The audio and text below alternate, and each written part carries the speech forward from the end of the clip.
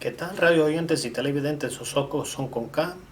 Les habla Roberto Alvarez-Galloso, transmitiendo desde una habitación del Quality Inn en Bradenton, la Florida. Durante nuestra visita aquí en Bradenton hemos visto una ciudad junto con Ana María Island, típicamente lo que es la esencia del sur de los Estados Unidos, cariñoso, amable y servicial. Quiero hablar de Sepp Blatter y sus errores. Confesó en una entrevista con la radio y televisión de Suiza en francés y también leído en The Telegraph de que quizás él hizo el error de que Qatar fuera anfitrión de la Copa Mundial de 2022. Ups. La FIFA luego buscó manera de retractar, decir que no, etcétera, pero la pregunta es que él puede haberse evitado todo este relajo votando y ayudando a los Estados Unidos, Australia, o la República de Corea, que es Corea del Sur, o Japón, o China, pero no, Qatar. ¿Qué es lo que hay en Qatar?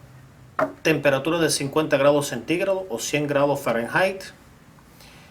Tendrán que ser en la Copa en el invierno, haciendo problemas con los horarios de las ligas en Europa. Así es. Esto va a ser una comedia. No sé si va a ser una comedia divina o no divina, pero considero que tenían que verlo puesto para los Estados Unidos. Bueno, lo mejor que puede hacer Blatter, además de poner la Copa Mundial en los Estados Unidos, es renunciar también. Les habló Roberto Alvarez-Galloso para Socoso con K, y que Dios te bendiga. Y estoy aquí si es la disposición de Dios. Y hasta la próxima también si es la disposición de Dios. Gracias.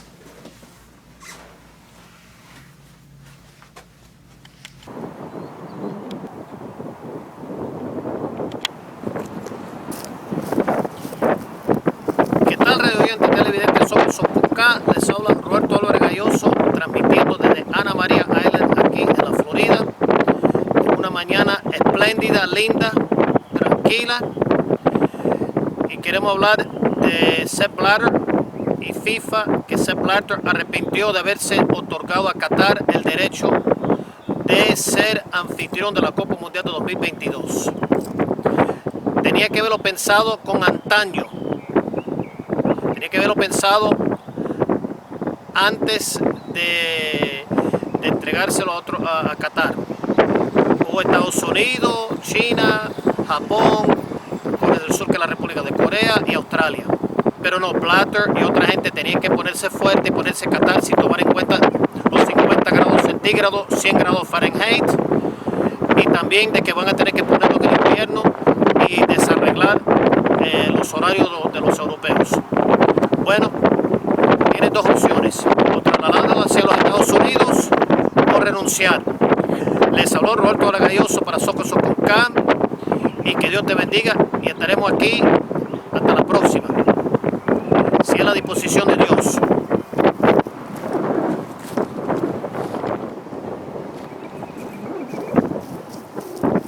Good morning, everyone. I'm Roberto Alvarez-Galloso, transmitting for the Premier League Insider. I wanted to talk about Sepp Blatter and the World Cup 2022 and FIFA, which was a total mess.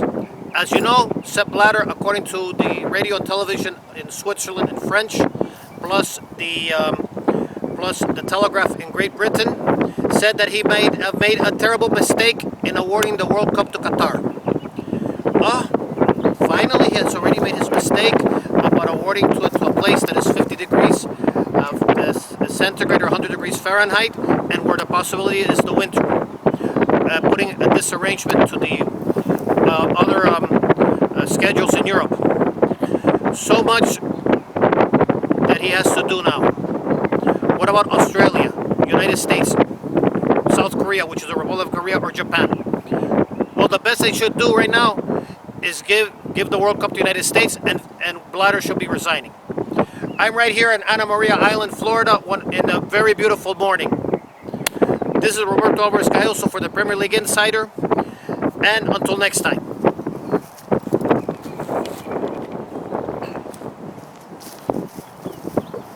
Buenos días, radiovidentes y televidentes de Socoso con K. Les habla Roberto Alvarez-Galloso, transmitiendo desde Ana Maria Island en la Florida para hablar de Sepp Blatter, la FIFA, la Copa Mundial de Qatar 2022.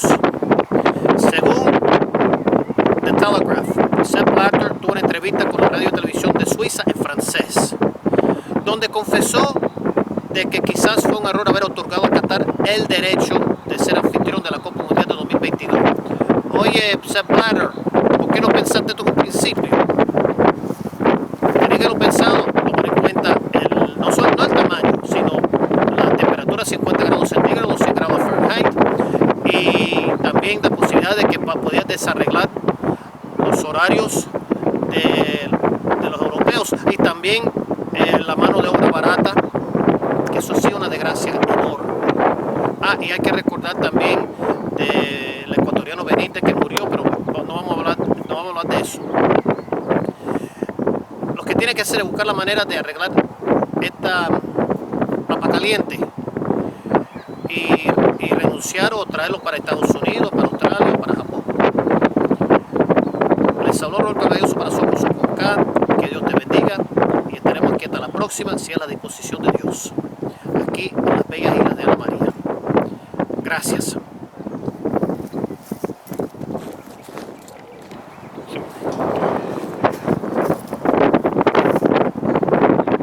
Buenos días, televidente y radio de Socoso con K. Les hablo Roberto Galloso y queremos hablar de Sepp Blatter, la Copa Mundial de 2022 y Qatar. En una entrevista con la radio y televisión suiza en francés y publicado en The Telegraph, Sepp Blatter concedió de que quizás erró en otorgar a Qatar el derecho de ser anfitrión de la Copa Mundial de 2022. Ahora él tiene que arreglar esta papa caliente. Lo mejor que puede hacer es ver si se puede arreglarlo. Estamos hablando de un lugar de 50 grados centígrados, 100 grados Fahrenheit, y también hay rumores o comentarios publicados en The Telegraph, publicados en la BBC y publicados en otros sitios sobre el problema de mano de obra barata, y también el horario de los europeos. Lo mejor que hubiera hecho fue entregárselo a los Estados Unidos. Así es. O Australia, Japón, Corea del Sur. Les habló Roberto Galloso para Socoso con K. Que Dios te bendiga. Y hasta la próxima, si es la disposición de Dios.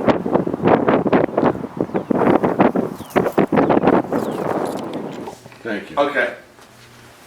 Not used to this high-tech equipment. Yeah, there. So let's talk about Sevilla winning.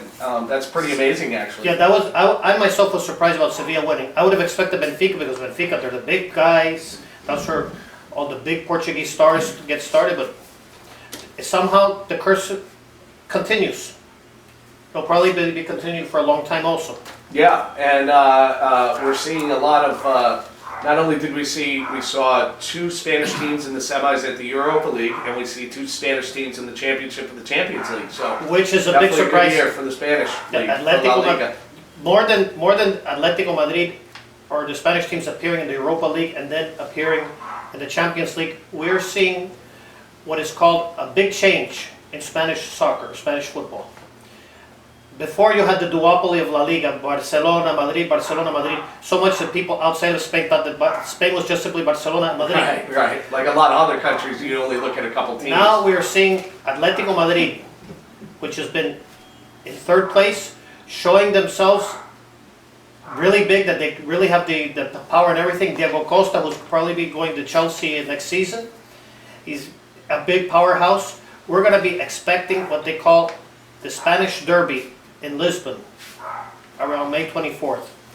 I'm not going to say who's going to win, because last times I made predictions here on AMI Radio, most of these predictions have fallen through the roof. No, they weren't that bad. They weren't. Come on now, give yourself a little credit. Now you were wrong on Liverpool, but that was, again, we talked about that earlier. Liverpool kind of gave that one away. Well, Liverpool was, like you said, they gave it away. They did. You can't score own goals. I mean, they just, and I thought the biggest mistake Liverpool made was in the Crystal Palace game, where instead of just going for the tie and taking the point, or just going for the win and playing defensively, they were chasing goals, it seemed, instead of, and just gave up those extra points. In addition to chasing goals, this is what I saw like in NBC Sports, they were actually resting. They said, 3-0. When you're chasing goals or you're resting, you'll eventually give the other team an advantage. Absolutely. And that's what happened with Liverpool. Liverpool gave Crystal Palace that advantage. They did. They gave them a chance in opening, and we saw what happened. So let's get back to the La Liga, and we're looking at possibly one of the most historic weeks ever for Atletico Madrid. I mean, they got a chance to beat Barcelona for the La Liga, and they have a chance to beat Real Madrid for the Champions League. I mean, talk about how historic that would be. For me, it's historical because, again, as I said, we never expected Atletico Madrid or any other team outside of Barcelona. Or by the way, isn't one of those games today, or is it tomorrow? No, today is the match between Atletico Madrid and Barcelona. And Barcelona, right. Right. I don't know if they're playing now. And so next Saturday is the Champions League. Next Saturday would be the Champions League between Real Madrid and Atletico Madrid. Many people say Real Madrid is going to win, but again, let's see what happens. Barcelona, if they could win it, fine, but I think Barcelona did not have their best season this time. No, and I think Barcelona will feel really good if they win the title, because I feel like it's sort of a gift for them. They're playing with house money almost. But I have the feeling that Atletico Madrid is going to win that. You think so? At Camp Nou? Maybe. Okay. Because Barcelona right now is very disoriented. You had Tata Martino, you had the Neymar scandal, you had that, what was it, FIFA or UEFA was going to say you're not going to sign any more players. Right, players for a year. That affects many teams. And Messi hasn't been really healthy all year. He's been dinged up here and there. You know, it's always like a game out here, a game out there. You know, which has helped Ronaldo and has helped Atletico Madrid. Right. So obviously, Atletico Madrid has a chance to just pull off one of the great ever. Like you said, it's not like if Man United did that, it would sort of be old hat.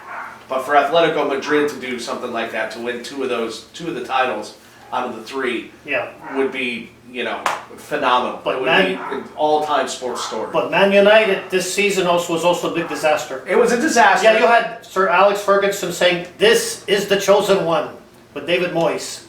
Not that I'm hitting on David Moyes. He's a nice guy. Right. The problem with David Moyes is, as I already said, you do not take someone from Everton, like a middle tier Premier League team, and put him with the big leagues. Do you put a Little League baseball player coaching the New York Yankees? No. That was the problem with him. And then what happened? Manchester United, since they're very demanding, they crucified him. Yeah, oh yeah. And everyone got treated terribly. Everyone, the Glazers, and I know the Glazers are from Tampa, but we have to put them in this too. The Glazers, the fans, the players, and Moyes. Everyone got criticized and everyone got crucified in the process. Of all of this, Giggs, with the last 4 games, he managed to save some points, and then we had Wilson, who was the young generation, scoring goals. Yes, we'll see. You bring up a good point. I was going to bring this up. Is holy cow, they could be very good next year. They are very much in a position, Man United, to all of a sudden go from 7th to 1st next year. I mean, they really do. When you look at the talent they have coming back, the guys that they signed at the end of the year, the young kid coming back. I mean, and Van Gaal probably coming in as coach. I mean, they're all of a sudden in position. People, you better cry for Man United now, because let me tell you, next year they're going to be back being the bully again next year. Because with all these guys, like I said, with Mata coming back, and I do think though there's a couple players on that team that they need to think about what they're going to do with, whether Chicharito wants to come back or.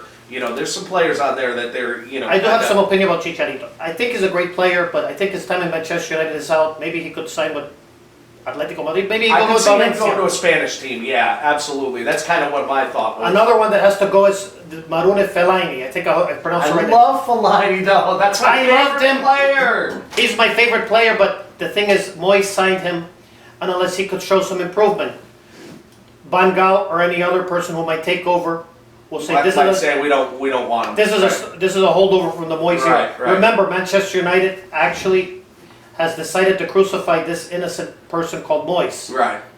and they're going to get after even people who signed with United under his reign, and Well- Fellaini is one of them. And, you know, I wanted to bring up, while we're talking Premier League, I wanted to bring up Man City because I think it's sort of unfair. We keep talking about, it's funny, Man City just kind of rolled to the title, and yet we're all talking about all the other teams, the teams that lost. Man United because of the year they had, Liverpool because they kind of choked it away, and whatever. Yet Man City kind of quietly was just the most consistent team the second half of the year. And Yeah, of just course. really just did a great job, I thought, of winning games and keeping everything out, and just really dominated at the end of the year. They really did. The thing I is- mean, think about the difference between them and Liverpool when the games were important. Man City just went out and blew out teams. They didn't even care. They were just like, we're dominating. The difference between Man City and Liverpool is that Liverpool rested Yep. and went after goals. Man City, they went attack, defense, offense, attack, defense, offense. They went consistent. They did not look back. They went way ahead. Yeah, and let's face it, when Man City is on and they're clicking as a team, to me, they're the best team in Premier League as far as just watching them. Offensively, there's nobody better. Yeah. I mean, to me, they're passing and they really like to share the ball. Their problem was they always had these individuals like Balotelli and guys like that. That kind of took away from that team atmosphere, you know. Balotelli, he's a genius. But there's a big problem with Balotelli. And Italy is going to have to face this when they face England. That's why many people say England's going to lose and they're first with Italy. Balotelli could help Italy just like it helped Manchester City or AC Milan. But Balotelli, at one moment he could go Yes. bonkers. Yes, absolutely. Go ahead, caller. Can you hear us? Yes. Hello. Nice. Jim Meyer. How are you today? Fantastic, fantastic. We've got, say hi to Roberto here. We've got Roberto in the studio. And Roberto on the wheels of steel. And Roberto on Hello Jim, how's everything? Welcome. Good, fantastic. So let's talk a little baseball today. What team has impressed you the most this year so far? I think Detroit's the best team in baseball right now, but the Brewers have been playing pretty well up until last week.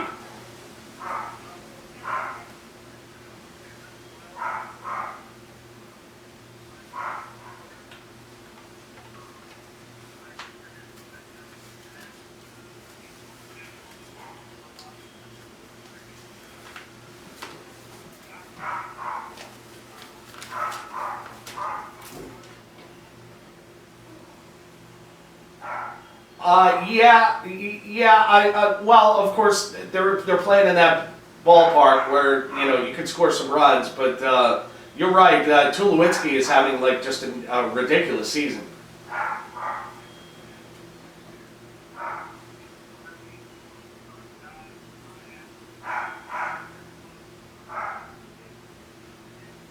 Let's talk about the AL East, because that's without a doubt probably the best most competitive division in baseball, and I would say it's been a little bit of a disappointment, that division so far. Would you say that?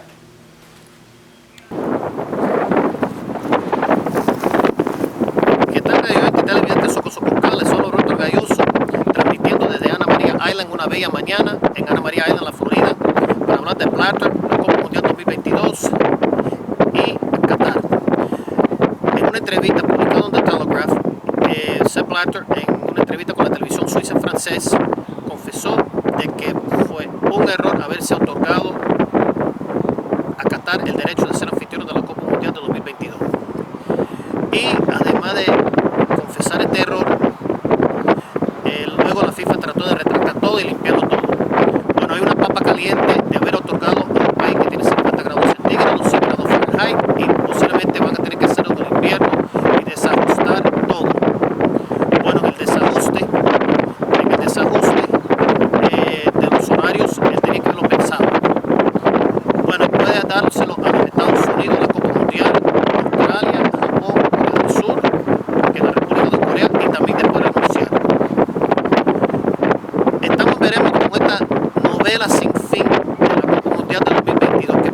invitado todos.